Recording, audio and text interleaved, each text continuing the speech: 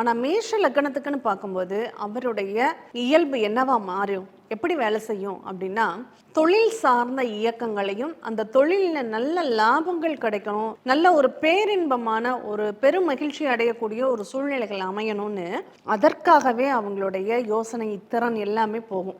இன்னும் வேலைக்கு போறவங்களா இருக்காங்கன்னா ப்ரமோஷனை பத்தியே செயல்படுவாங்க. நமக்கு அடுத்து தொழில்ல ஒரு உபரி வருமானம் எப்ப கிடைக்கும், ப்ரமோஷன் எப்ப கிடைக்கும், ப்ரமோஷன் கிடைக்கிறதுக்கு நம்ம என்ன பண்ணணும் அப்படின்னு அதை பத்தின யோசனைகளோடும் திங்கிங்கோடுமே அவங்களுடைய மைண்ட் போகும். சொந்த தொழில் செய்வதற்கான ஆர்வமும் ஆசையும் இவங்களுக்கு அதிகமாக இருக்கும் அப்படின்னு சொல்லலாம். சரி, இவங்களுக்கு அந்த சொந்த தொழில் ஆர்வம் ஆசைகள் இருக்கட்டும், அது சிறப்பா இருக்குமா அப்படின்னா, இந்த 10வது வீட்டினுடைய நிலை என்ன, 10வது வீட்டுல எந்த கிரகம் இருக்கு வச்சுதான் அவங்களுடைய தனிப்பட்ட நிகழ்வுகளை நம்ம எடுத்துக்க முடியும். இவருடைய இந்த 10க்கும் 11க்கும் அவர் பொறுப்பு வகிக்கக்கூடியவர், அவர் லக்னத்துல இருக்காரு அப்படிங்கிறப்போ தொழில் சார்ந்த இயக்கங்களையும் லாபம் மகிழ்ச்சி ப்ரமோஷன் சம்பந்தப்பட்ட நிகழ்வுகளையுமே அவர் தன்னுடைய குறிக்கோளாக கொண்டு செயல்படுவார் அப்படின்னு சொல்லலாம்.